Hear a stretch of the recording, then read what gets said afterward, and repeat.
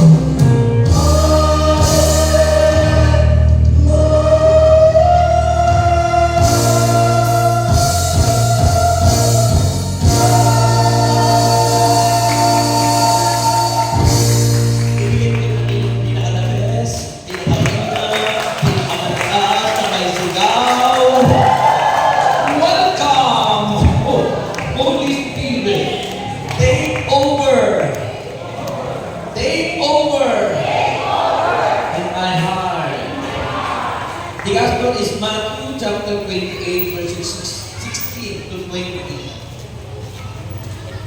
Matthew chapter 28. Mula sa talatang 16 hanggang 20. Ganito ang sabi ng salita ng Diyos. Pumunta ang 11 alagad sa Galilea, sa bundok na sinabi sa kanila ni Jesus. Nakakita nila si Jesus.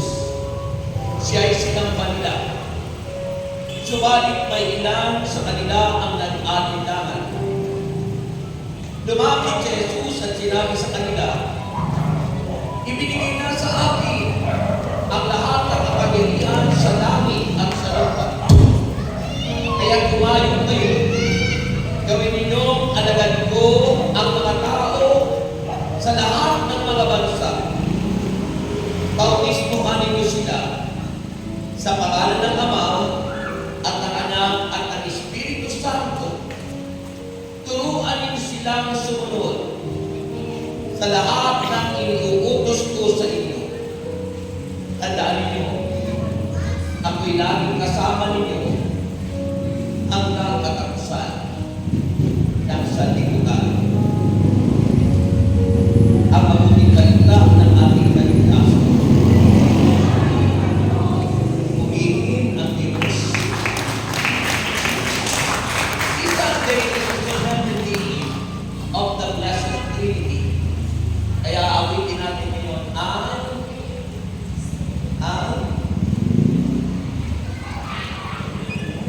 yung Father, I love you. Kanta sa Trinity. Lahat ay umawin ang umawin ng pangit. Lahat ay umawin ang umawin pangit.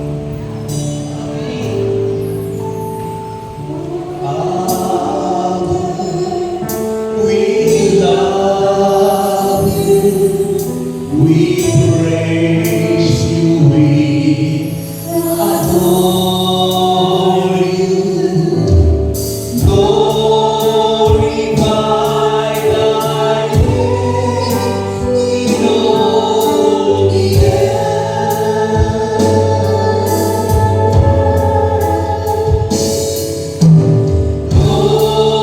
Glorify thy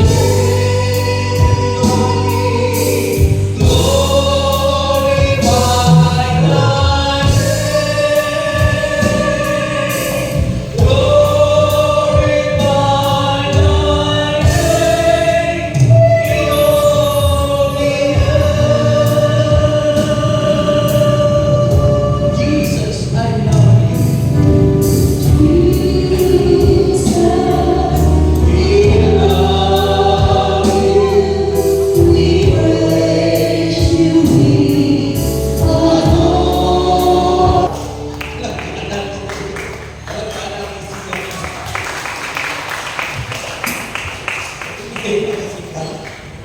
Ayan.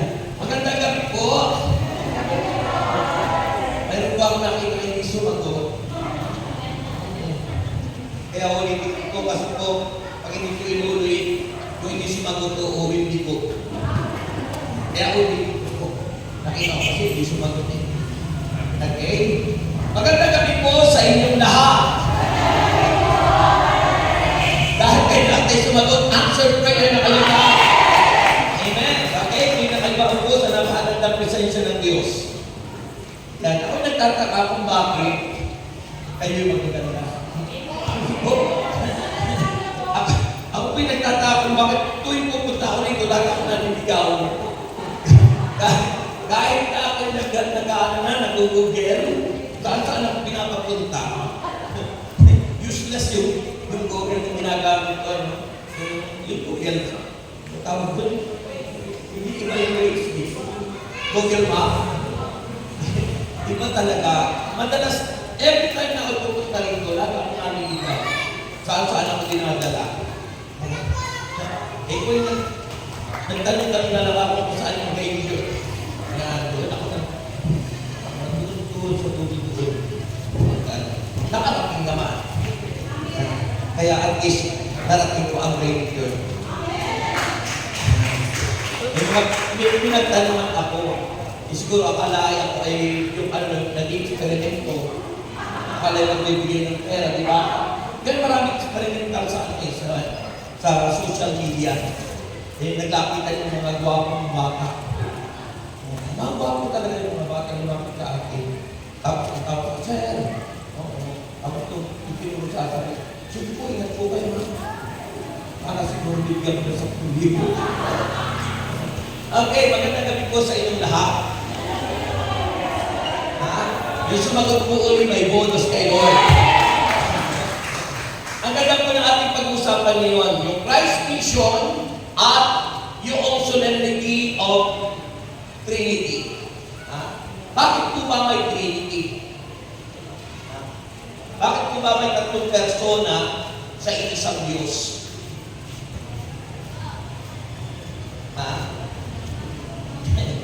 Bakit po ba may tatlong persona sa isang Diyos? Ang Ama, sabi kasi doon sa Gospel, "Go and make disciples of all nations, baptizing them in the name of the Father, and of the Son, and of the Holy Spirit, and teaching them how to obey." Turuan niyo ang silang sumunod sa lahat ng ipinag-uutos ko sa inyo. At tandaan ninyo, sabi niya, ang Panginoon, ako'y laging kasama niyo hanggang katapusan ng sanlibutan. So bakit pa may Ama, may Anak, may Espiritu Santo? Ano daw? Nagkatawang tao ang Ama, ang Anak, at Espiritu Santo dahil ang Diyos ay pag-ibig. Sabi ng 1 John 4, verse 7 to 8, God is love. And you cannot express love, hindi mo maipapadama ang pag-ibig kung nag-iisa. Diba? Pwede ba kumipig ang nag-iisa lang? Hindi ano. God is love, kaya sila ang pag-ibig. Ang Ama, ang Anak, at ang Espiritu Santo. Tatlong persona sa iisang Diyos. At alam naman natin, ang Diyos ay Espiritu. Ang Diyos ay Espiritu. At dahil ang Diyos ay Espiritu, pag may another Spirit, ang tawag doon ay ibig. Spirit. Bakit may ibig Spirit?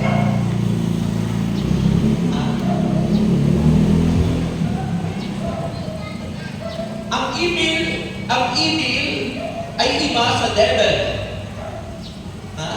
Ano ang evil? Ano ang evil? Ang evil ay lahat ng masama sa isip, sa gawa, sa salita. Pag yun ang ginagawa mo, may evil ka. At ang evil ay gawa ng devil. Ang evil ay gawa ng devil. At kanina sa pagbukas ko ng Facebook, ay mayroong pinapaspasan ng pari na devil's hamburger. Kasi daw may angel hamburger. Sabi ko, bakit pumayag kaya yung pari paspasan yung devil hamburger?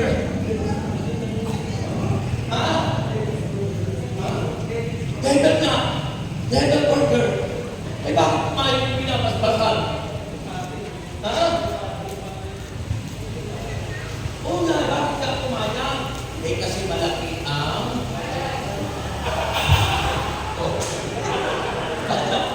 dapat ano di ba yung bawal binyagan yung aso. Ay binyagan yung aso. Kasi ayaw binyagan pari yung aso. Eh sabi nung may-ari ng aso ay, ako sayang naman itong aking ipahintip ako sana ibigay ko sana. Sabi nung pari, ay sister, bakit hindi mo sinabi agad na kakunin mo pala yung aso mo? Binyagan. Binyagan yung aso. Pagkawak mo ay namalitaan niyo siya na nagtingan ng aso. Yung pari ay bawal yun. Sabi nung ay nalaman na nung bishop na ganun ka lang piniligan. Sabi nung bishop ko sa pari, Father, kailan ba ako kumpilan ng aso? At Ako na ang magkukumping.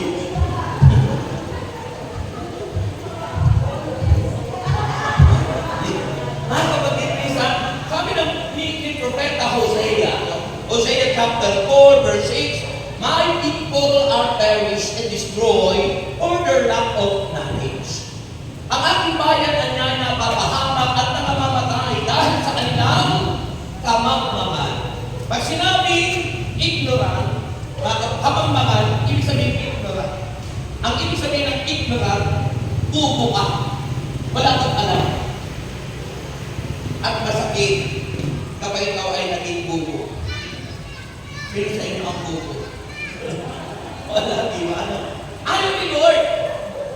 Kaya sabi mo sa gospel, turuan niyo sila na sumunod sa lahat ng ipinag-uutos ko sa inyo.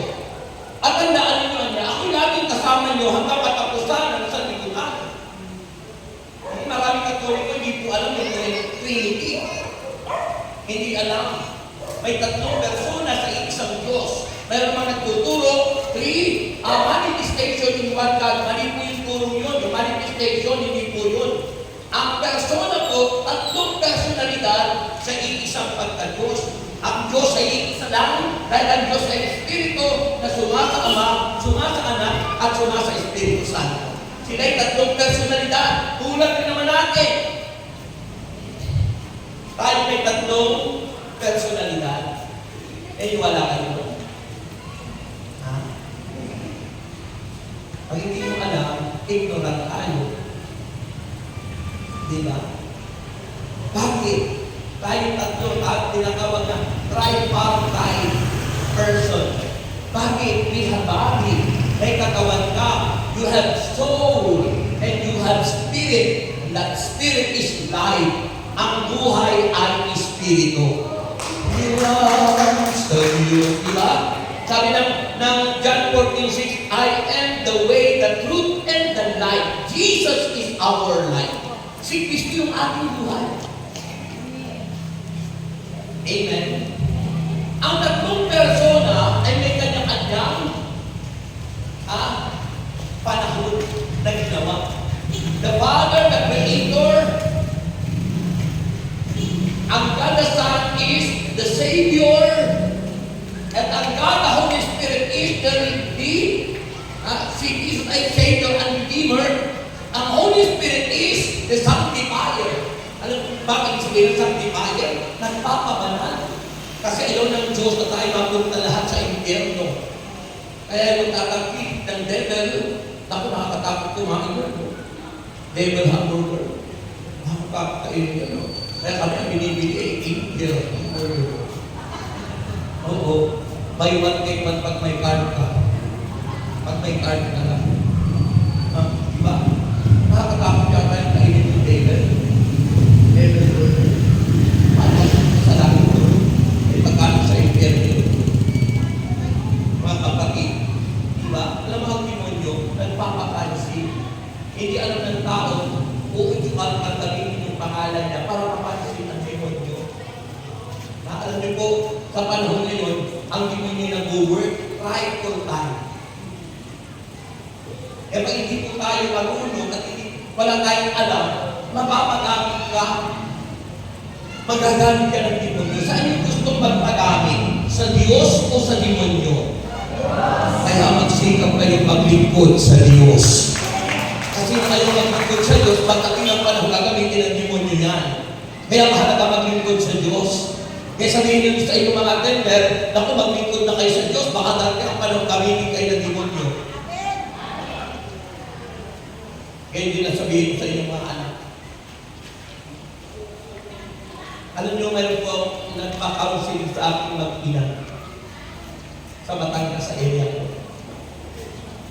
Ito, kagagraduate lang na college, board passer ng engineering, pero na-possess ng devil.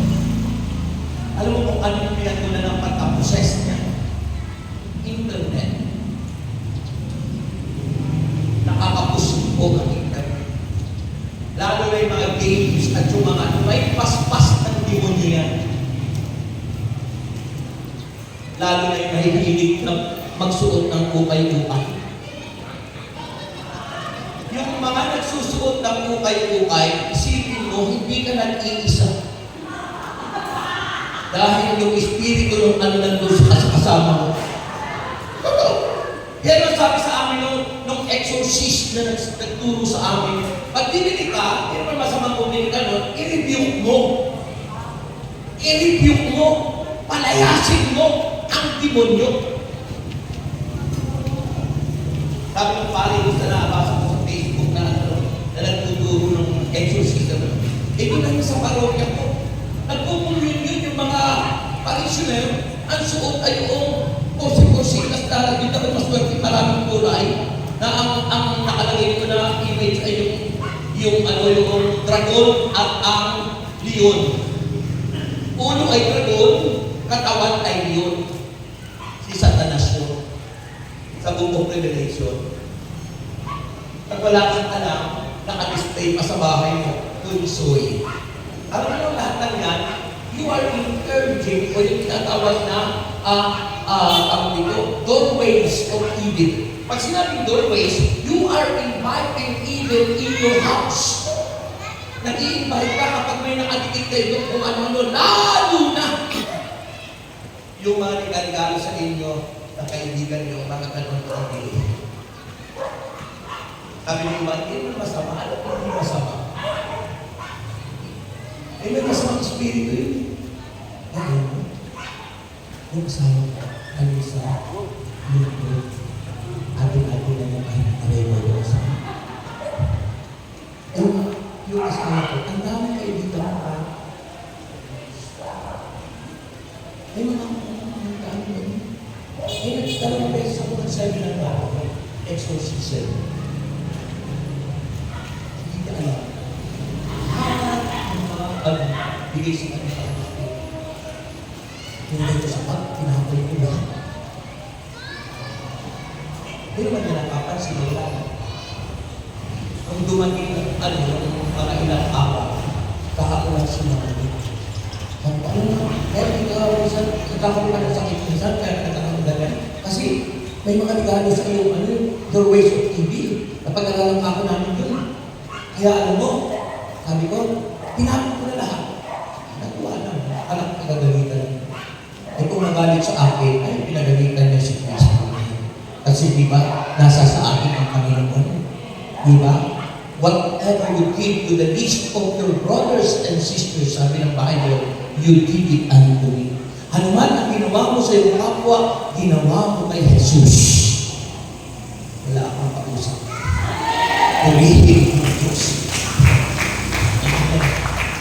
Kapag kayo may suot ako kayo hindi ka nag-iisa. Kaya mahilig sa ukay-ukay kasi para lang sa ating signature yung suot. Okay. Ang ating pong pag-usapan, alam niyo ba ang kung ano ang mission ni Christ? Alam niyo po ba kung ano ang mission ni Christ? Why Jesus, He came from heaven to earth. Bakit po? Sabi ng Bible, Jesus' mission is to heal those who have sickness.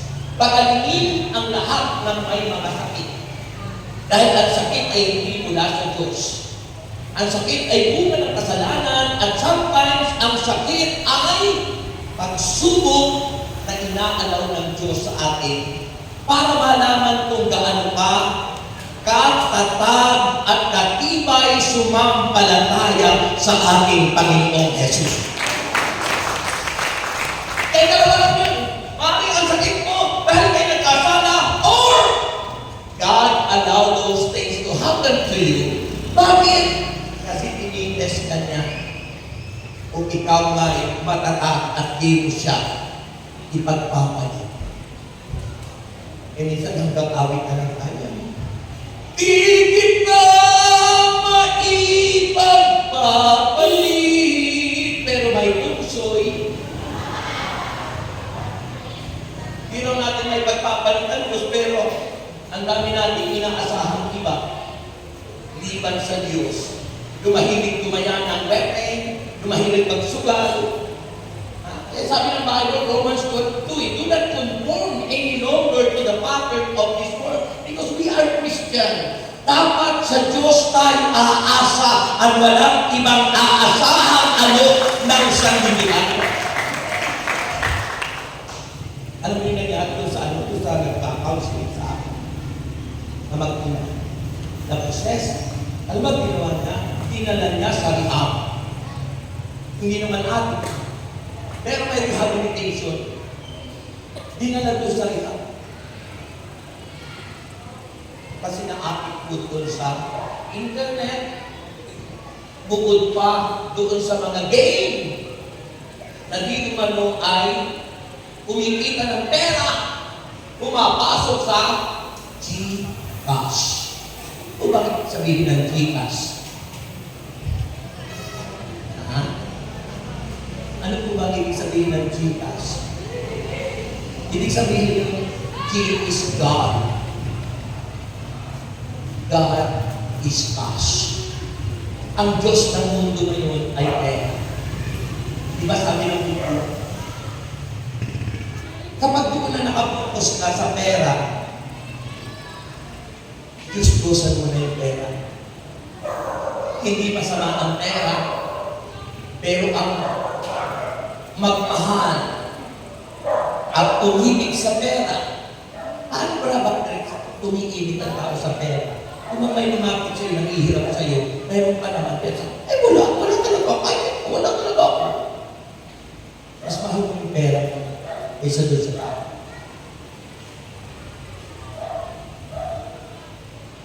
Maramot ang demonyo. Maramot ang demonyo. Mayabang ang demonyo. Sinungaling pa ang demonyo. Sabi ng Revelation chapter 21 verse 8, malaki pa ang kasasabitan ng mga luwag. Alam niyo po ba yung mga luwag kung sino? Ang mga luwag, hindi nakikipaglaban at nakikipagsundukan. Hindi po yung luwag. Ang luwag ay yung mga taong alam nilang may Diyos pero ayaw lumapit sa Diyos. Sabi ng Bible. Ano sabi ng Biblia? Humayo kayo. Hindi nyo kalagay ko ang lahat ng bansa, pero sabi ng mga tao, nakakapirang ba yan? Mga duwag. Ayaw lumapit sa Diyos. Kaya sabi ng Bible sa Book of Revelation, chapter 21, verse 8, malagim ang kasasakitan ng mga duwag at mga taksil. Sabi niyo, taksil! Taksil nyo. Ano po ba ang ibig sabihin ng taksil? Yung ipinagpapalit mo ang Diyos na ibang Diyos. You are committing spiritual adultery. Di ba pag ang asawa at pinagpalit mo ang asawa mo sa iba, nagtataksil ka. Pinagpalit mo doon sa rider, dahil wapo yung rider. O, di ba? Nabasa ko lang naman yun doon sa ano eh. Sipin mo, natugsudo sa rider. Ha? Ano yung pangalan ng rider? Ha? Joyride.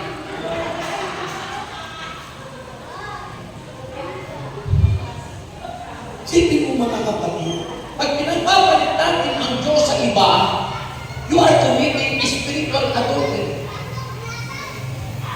Kaya nakalagay ang kasasabitan ng mga duwag, mga taksil, mga nagpapasasa sa kasuklam-suklam na kahalayan. Ano ba yun, Brother Rick? Ano ba yung kasuklam-suklam na kahalayan? Yung gusto ng demonyong labanan, yung sinabi ni God, humayo kayo, magpakarami kayo. Replenish the whole earth. Ano gagawin ng mga ng demonyo? Sabi, ay, magpakaligaya kayo, babae sa babae, lalaki sa lalaki, kasi hindi magkakanak yan. Pero nakapagtataka, hindi nanganganak, pero dumadami. Diba? Bakit hindi naman nanganganak, pero dumadami? Because of influence. Influence, mga kapatid. If you conform to the pattern of this world, nai-influencehan ka. At yun ay kalimalimagin na pamumuhay malagim ang kanyang kasasakitan, mga duwag, mga taksil, mga nagpapasasa sa kasuklam-suklam na kahalayan. Kasama na dyan yung mga cyber sex, yung mga dinigit na katawan through internet. Nahuhuli yung negosyo nila, yung kanilang sarili, yung kanilang katawan, at pagiging mga anak nisa, at maraming kliyente sa ibang bansa. Through internet, talaan ang bayan. Ano yun ang tawag cyber sex? Malaging ang kasasabihin. Mga duwag, mga taksi, mga nagpapasasa sa kulang-kulang na kahalayan. Mga mamamatay tao. Hindi ang mamamatay tao kung ikaw ay sinaksak mo, binaril mo. Sabi ng 1 John chapter 3, sabi ron, ang napupuot sa kanyang kapatid ay isang mamamatay tao. Yung napupuot ka lang sa kapatid mo.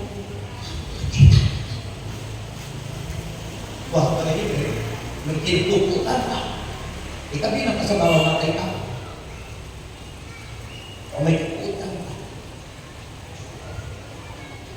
Malagim ka sa papitan ng tao ko. Pag hindi nagbalik doon sa Diyos.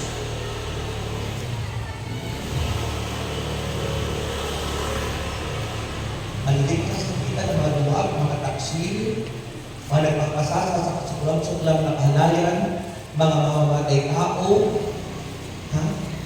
mga sumasamba sa Diyos-Diyosan, mga mangkukulang, mga mapakiatig, yun naman yung sa asawa mo. Yung kanina, tungkol sa Diyos, yung doon sa mga mapakiatig. Asawa na may asawa, pinapakialaman mo. Nasa mention, do not to be your neighbor's wife.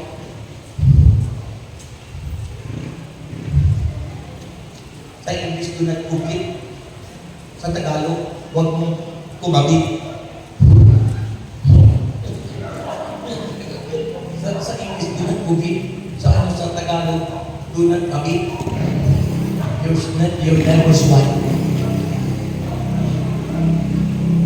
Yun mga kapatid. At ang sabi roon sa Book of Revelation, at lahat ng sinungaling,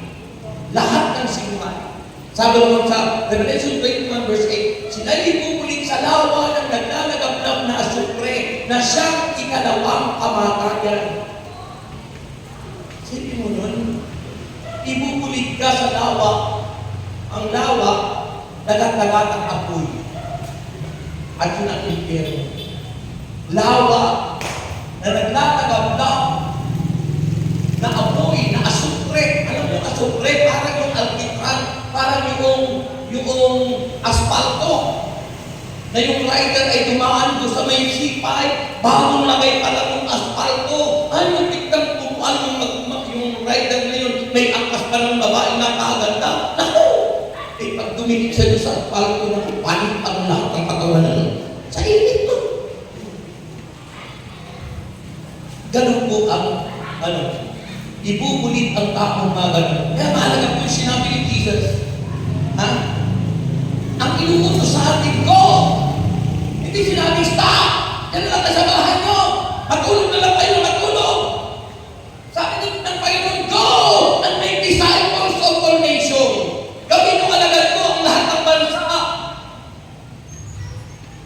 Bautismuhan niyo sila sa ngalan ng Ama, ng Anak at ng Espiritu Santo at turuan silang sumunod. Teka, yun ang papel natin. Turuan sumunod sa lahat ng pinag-utos ko sa inyo. Kaya gumagawa ng masama yung mga ako kasi mga nagtuturo, hindi sabihin yung tama yung totoo.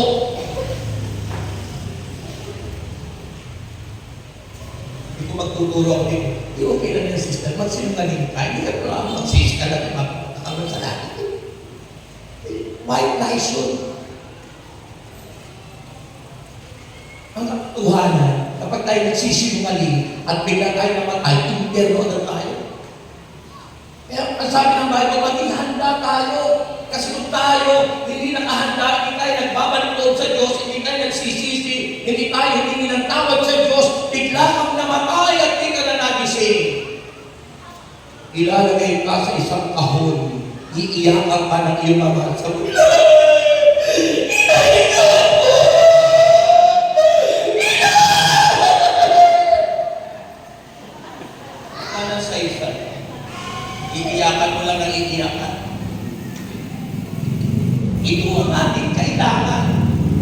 Jesus, He came from heaven to earth to show the way. He is the way, the truth, and the life. And no one can come to the Father except through Him. Dahil sa Diyos, ang Diyos ang tagapagligtas. Si Kristo ay Diyos. Sabi sa gospel, pakinggan mo. Nang makita nila si Jesus, verse 17, siya ay sinamba nila, subalit marami sa kanila ang nag-aalala.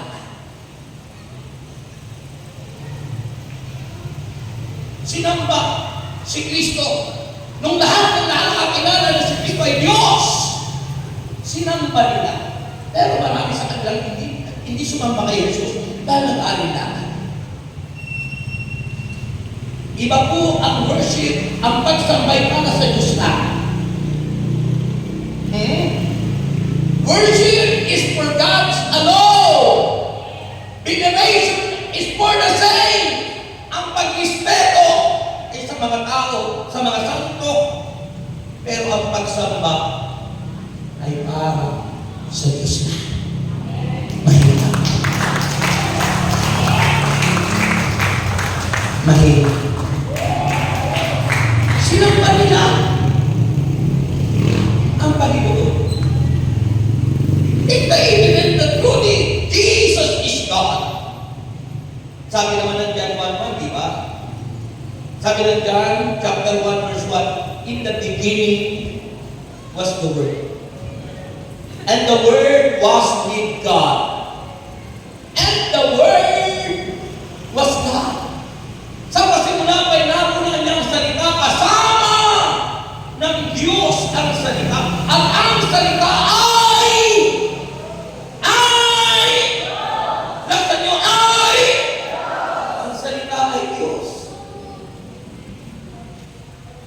at ang sabi ng John chapter 1 verse 3, sa pamamagitan niya, sa pamamagitan ni Kristo, ay nalikha ang lahat ng mga. Paano ba nilikha ng Ama? The God the Father in the Trinity.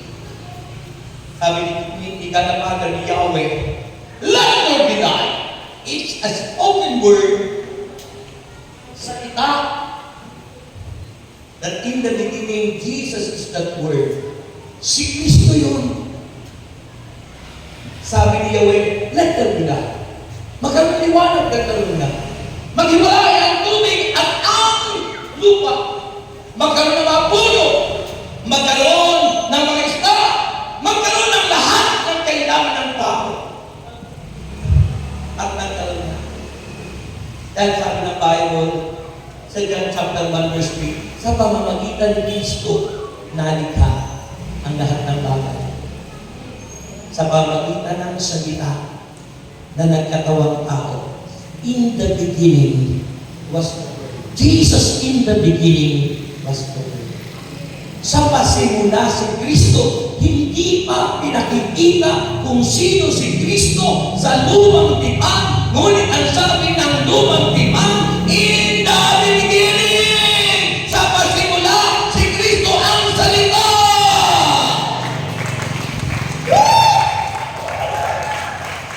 And the Holy Spirit hovering over the water. At ang Espiritu Santo niya ay umiihip sa ibabaw ng tubig according to Genesis chapter 1 verse 2. The Father, the Creator,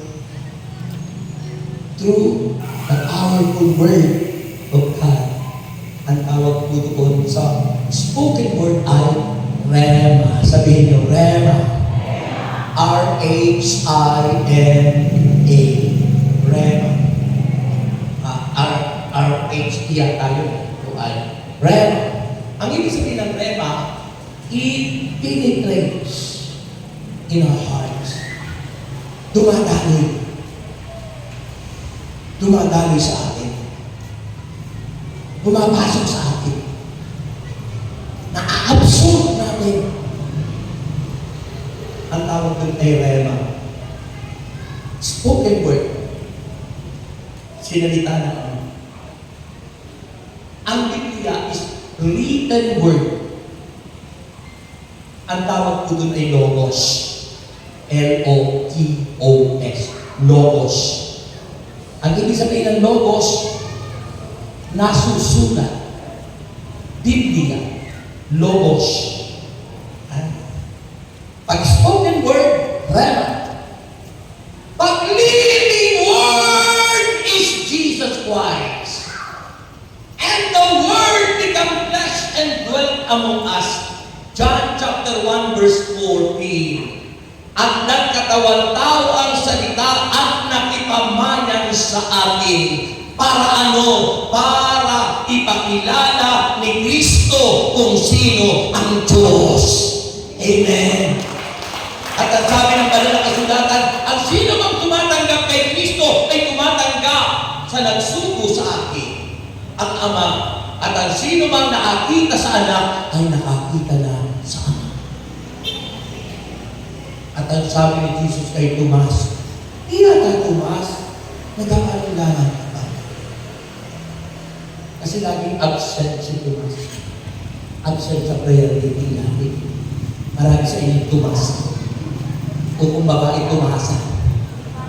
Si Tomasa at si Tomas. Laging absent sa prayer meeting. Yung pag ang tao laging absent sa prayer meeting, ang babaw ng pananampalataya niya. Pero laging present sa prayer meeting, ang lalim ng kanilang pananampalataya. Bakit? Sapagkat sabi ng Biblia, Romans 10:17, sapagkat ang pananampalataya lumalalim at nakukuha sa pakikinig at patuloy na pakikinig ng salita ng Diyos. Ang hina.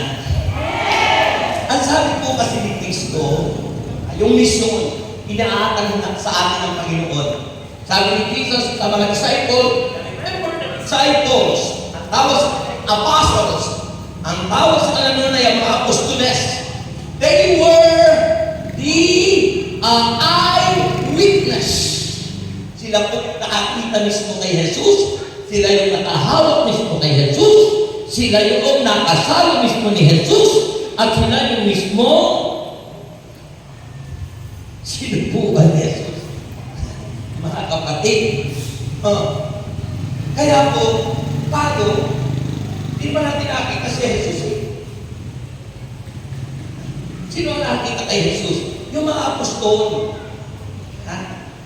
Sila yung eyewitness at sila yung tinatawag na they were our representative.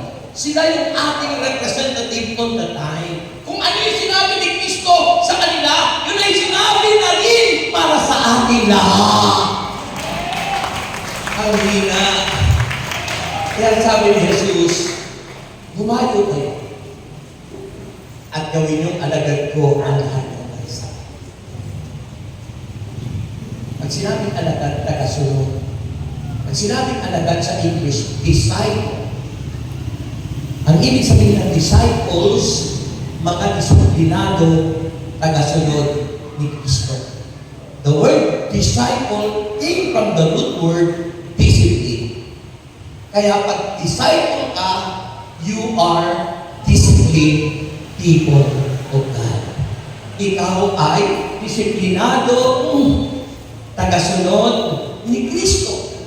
At kay tagasunod na disiplinado ni Kristo, marami kang maaakay at pwede kang tawagin that you are the living Bible. Pinili ko itong ilaga at pinili para maging sa atin. Agaling. Okay. So yung po yun, mga kapatid. Ano sabi? Humayo. Go and make disciples of all nations, brothers. Wala akong visa. Hindi ako makapunta doon. So sinasabi ng Diyos. May social media. Ganyan ang Panginoon ba? Alam ba natin na yung boses natin nakakarating ng ibang bansa? Diba? Bawal lang sa ating mag-live. Bakit? Kung nag-live kayo dito, you encourage them na huwag nang pupunta rito, doon na lang sa bahay. Ang inuutos sa atin, i-record nyo, then late upload para makarating sa ibang bansa. Kasi pag naglalay tayo dito at nalaman ng mga attender nyo, ay nanonood na lang ako sa bahay. Hindi na ako pupunta rito. Kaya sabi ng assistant servant leader, late upload. You record, kagaya na naka-record, i-upload ko yun. Nag-evaluate ako sa inyo, nag-evaluate pa ako sa ibang bansa, natutupad ko ang sinabi ni Jesus, humayo kayo at gawin niyong alagad ko ang lahat ng bansa. Kaya maraming makakakilala. May mga nakakakilala sa akin sa iba't ibang bansa. At sa totoo lang naman, 25 countries nang napunta. 25 bansa na. At yung pinito ko ng puntahan ko ng Amerika. Dahil walang imposible sa Diyos. Kung hindi ako naglingkod sa Diyos, imposible yun. Pero nung naglingkod ako sa Diyos, nothing is impossible kay El Shaddai. Amen po ba? Tapos ito sabi ng Panginoon, His mission imparted to us, sabi na, go and make disciples of all nations, and then next na sinabi niya, baptizing them in the name of the Father, and of the Son, and the Holy Spirit, and teaching them how to obey. Ang ibig sabihin ng baptism? Baptism, it means to immerse. Inubod. Inubod. Ako nag-aaral ng college ko, dahil sa CDW, ay nagkakaroon kami ng immersion. Anong immersion? Yung ikaw ay makihalubilo sa gawain at pumunta ka rin sa ang interreligious community, yung ibang sekta, pag-aralan yung mga pananampalataya ng iba. Mas magaling pa yung aso, sumigaw sa inyo. Kumihit, kumihit. Nadadaan kayo ng mga aso. Kasi makabaptize yung binigyan. So sabi ni Jesus, baptize mo them. Pag sinabing baptize, inubog. Ha? Inubog. Saan ba? Ha? Sabi ng iba, bakit kayo katulik ko, hindi mo kayo inubog? Bisik-bisik lang kayo. Kasi, the church, the very important thing in our church is the symbol. Sabihin mo, symbol. Sign, sabihin nyo. Ang simbahan ay mayaman sa mga tanda. Sign, sabihin niyo, sign. Tanda. Hindi. Ito, hindi. Matanda. Baka sabihin niyo, sa simbahan marami matatanda. Sa simbahan, mayaman ang sign o yung tanda. Ano po ba yung sign? O, sign of the cross.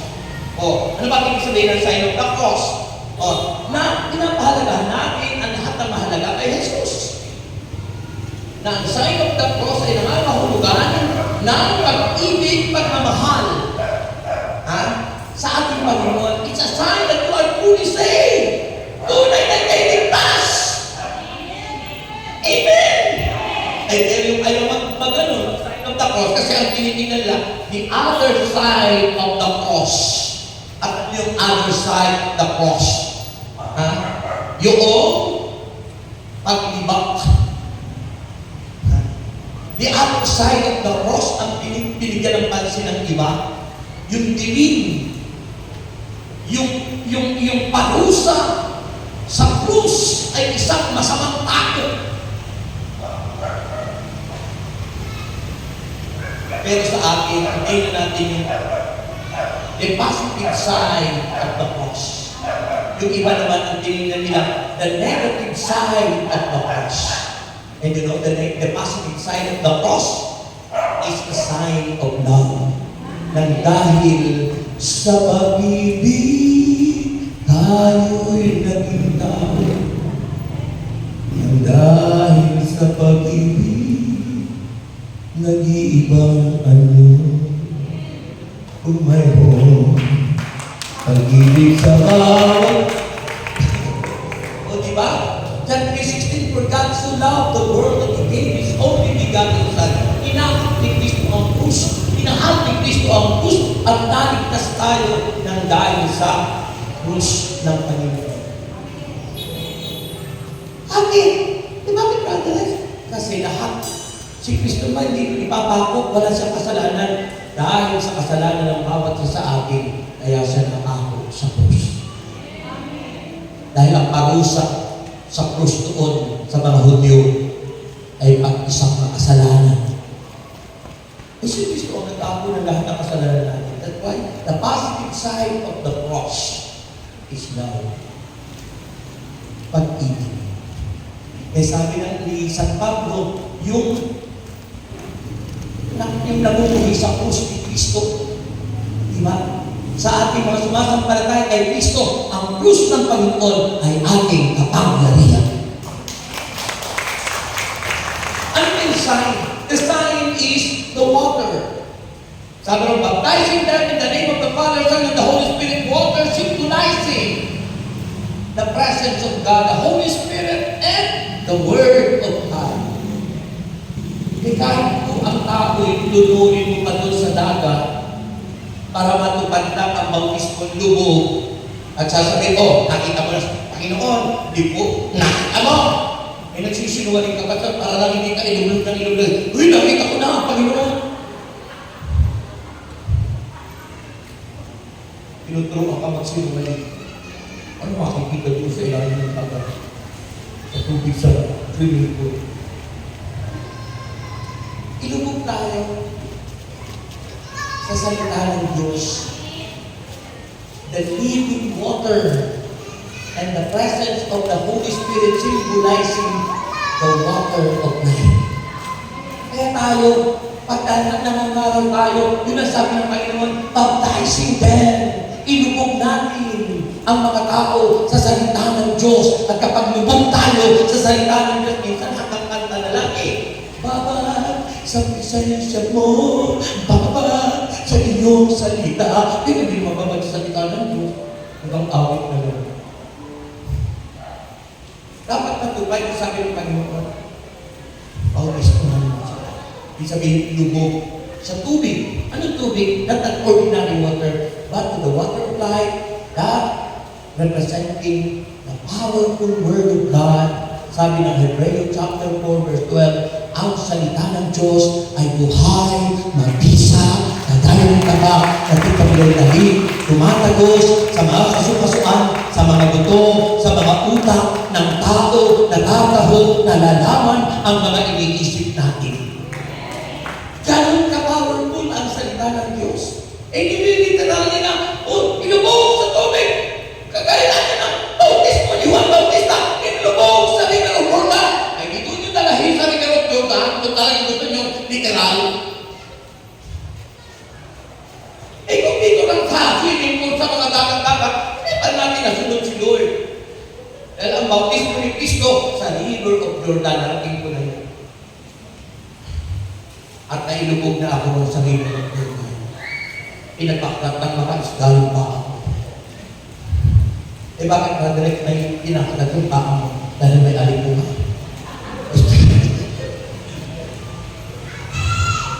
Ilubog tayo sa salita ng Diyos. Kaya tayo, na laging present sa prayer meeting, nabababad kayo sa salita ng Diyos. Ha? Sa isang salita lamang na pahaging ng Panginoon, kung kayo'y may sakit at may karamdaman, uuwi kayo pinagaling ng Panginoon because of the powerful Word of God! God! Receive the power! It's the powerful Word of God. Baptizing them!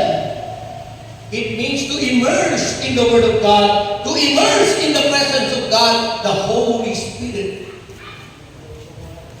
At pagsunod sa doon, and teaching them, at turuan sila sa sumunod.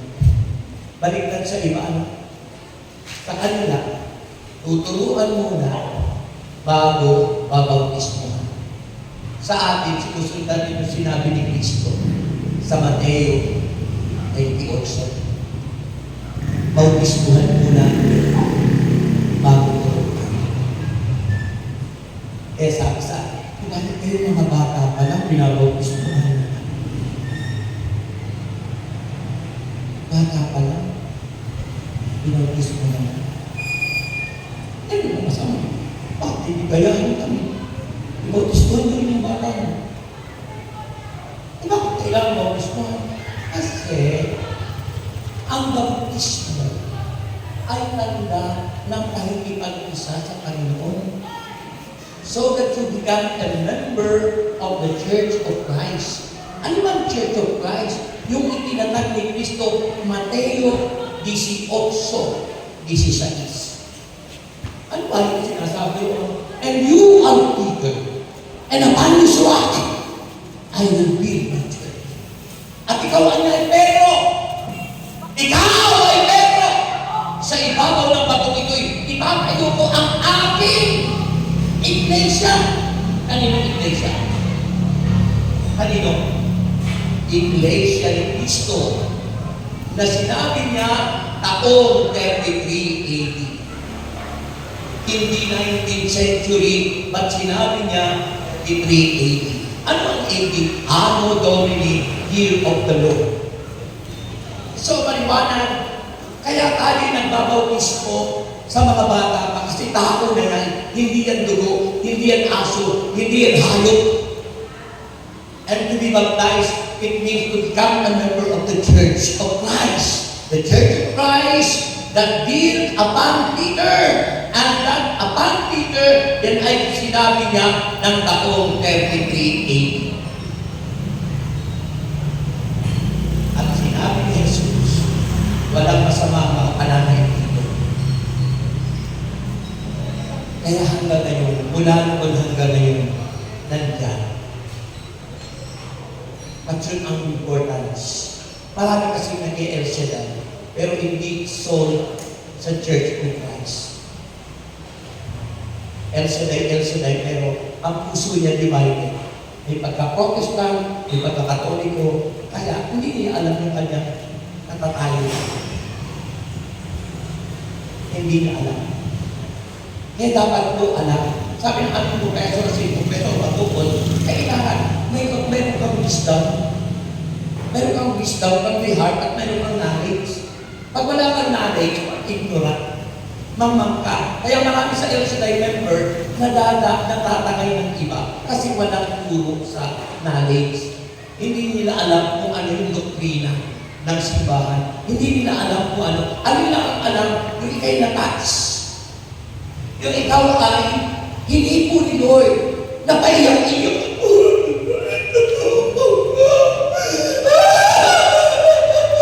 Pagkatapos mo umiyak, may nagpasa sa'yo. Hindi mo alam yung alam mo, nawala ka na. Tatagay ka na. Kasi wala kang alam. Ignorant. Sabi ko sa iyo po, or sa is, ano pa sa is, ang aking bahay napapahamak dahil sa kanila. Huwag tayo maging kaisa tayo ni Cristo. Kung paano sinabi ni Jesus, go and make disciples of all nations, it is your duty. It is your responsibility, mga kapatid, sapagkat tayo'y kaisa sa katawan ni Kristo. Amen. Amen.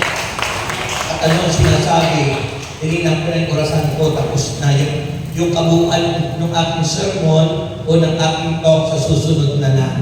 Nasa introduction pa lang ako. Okay. Bakit it is our responsibility? It because sabi ni Jesus ay ano? Walang sino man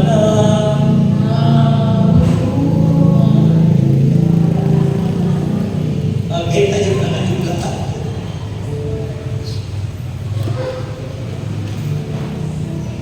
Alam niyo ba yung kantang ano? Manalig ka lang. Ulitin natin yung manalig ka lang para hindi tayo susuko. Taas ang kamay.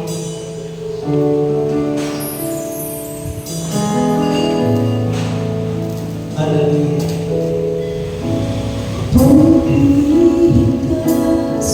Thank you, Lord. Sasambahin ka, o Panginoon,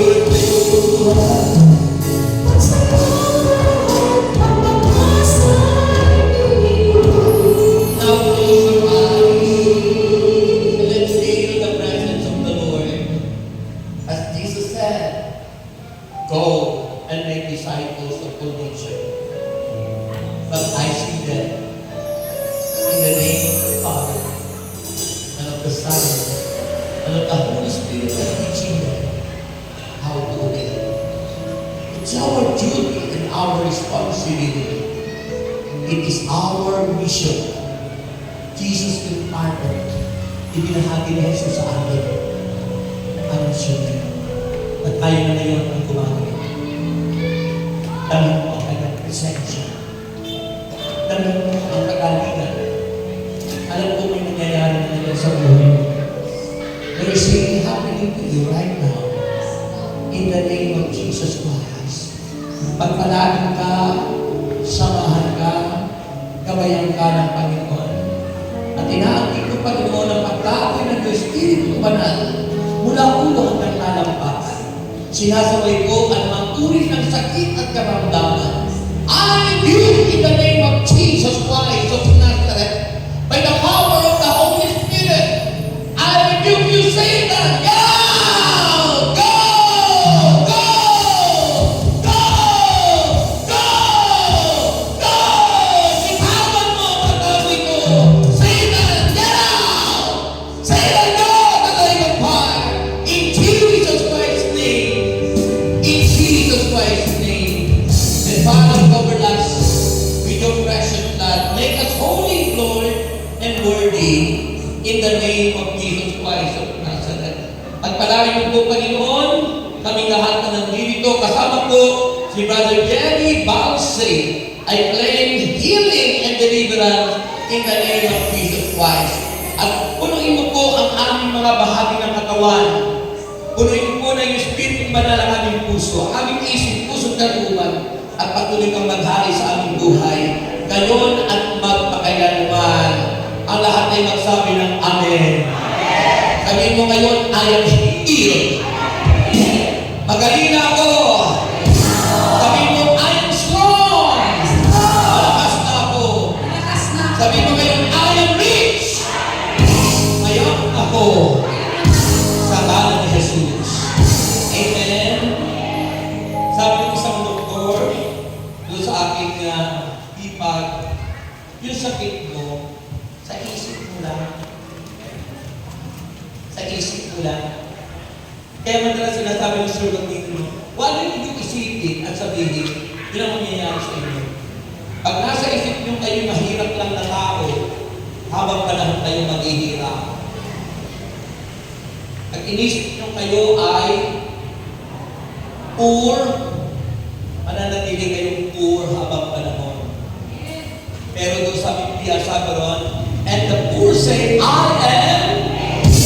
At ang mahirap ay ginawang mayaman ng Diyos, sabi ron, because of what the Lord has done for us.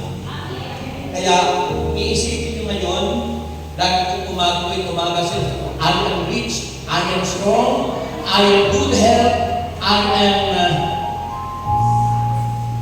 more than conqueror. Dinideclare natin dati. Ha? Diba? Lagi nyo sasabihin na, tuwing umaga, pagkakagising nyo, dinideclare nyo kung ano ba, araw-araw. Tinan mo ako, 68 na ako. Pero sabi ng iba, para kang 38 lang. Kasi kung ano ang inyong isipin at sabihin na, taas ang lahat ng inyong daladalahan pa yung asin ng Biblia, wallet, bag, passport, at papeles. Isipin nyo yung i-offer nyo kay Lord ay umpisa ng pagyaman nyo. Ihahasip nyo sa Panginoon. Ama namin Diyos, magpasal mga bagay nito, kanyang asin ng Biblia, wallet, bag, passport, at papeles. Kasama po ang mga prayer request na kanina pa lang po inangkin namin kami lahat ay answered prayer na. And Lord, magpasal ang lahat ng ito, ibalik sa amin na maraming pagpapala at mga paraan mo, igawalin ng Panginoon. Kaya hinahanap po namin na kami po'y makatagumpay na as we say, give thanks with the grateful heart of Jesus. Iyaagin sa bonus nyo. Handa na kayo tumanggap ng bonus. May the Lord God bless us all now and forever. In the name of the Father, and of the Son, and of the Holy Spirit. Amen and amen. Ito na yung unang bonus. Sabi nyo, thank you, Lord. Ito na. At pangalawang bonus ko, ito na. Iisip, diba kung ano yung sinasabi ng bonus nyo? Sa Sabihin nyo. Ano ba nangyari? Kaya ako naka-25 na peso. Okay, ito na! At panghuli, ito na! God bless you!